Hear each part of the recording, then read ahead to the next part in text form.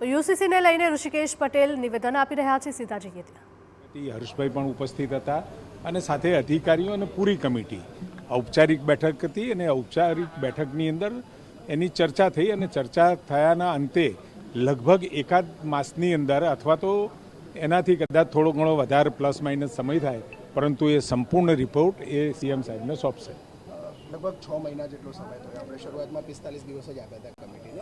આટલો બધો વાઇડ ગુજરાત વિવિધ સમાજો, વિવિધ વર્ગના લોકો, એમની રજૂઆતો, લગભગ 1.25 લાખ જેટલી રજૂઆતો અને એના નિષ્કર્ષના તારણો ઉપર આવતા 45 દિવસ નક્કી કર્યા હતા, પરંતુ એમાં જે સમય લાગ્યો એ એના નિષ્કર્ષ, તારણો અને બધાના જે ઓપિનિયન સાંભળવાની આખી પ્રક્રિયા, તમામ સમાજના લોકો, તમામ જિલ્લાઓમાં, તમામ પ્રતિનિધિઓ સાથે આમ વિશાળ શ્રેણીની અંદર ઓનલાઈન પણ એ લોકોએ અભિપ્રાય મંગાવ્યા હતા અને સાથે રૂબરૂ પણ મુલાકાતો કરી।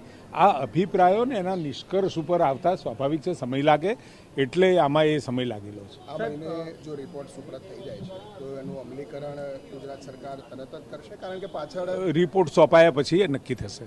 25 સુધીમાં થાય। તો આ મહિનામાં યુસીસીનો રિપોર્ટ સબમિટ થવાની શક્યતાઓ સેવામાં આવી રહી છે। તો અત્યાર સુધી યોજાયેલી બેઠક અંગે ઋષિકેશ પટેલ દ્વારા માહિતી આપવામાં આવી છે। તો યુસીસી અંગે મહત્વની બેઠક મળી, 1.25 લાખ જેટલી રજૂઆતો કરવામાં આવી છે। નિષ્કર્ષ, તારણો અને રજૂઆતો સાંભળવાની પ્રક્રિયા થઈ। ઋષિકેશ પટેલ દ્વારા મહત્વનું નિવેદન યુસીસીને લઈને આપવામાં આવ્યું કે 1.25 લાખ જેટલી રજૂઆતો આવી છે। યુસીસી રિપોર્ટ અંગે બેઠકમાં ચર્ચા કરવામાં આવી, જેમાં નિષ્કર્ષ, તારણો અને રજૂઆતો સાંભળવાની પ્રક્રિયા થઈ।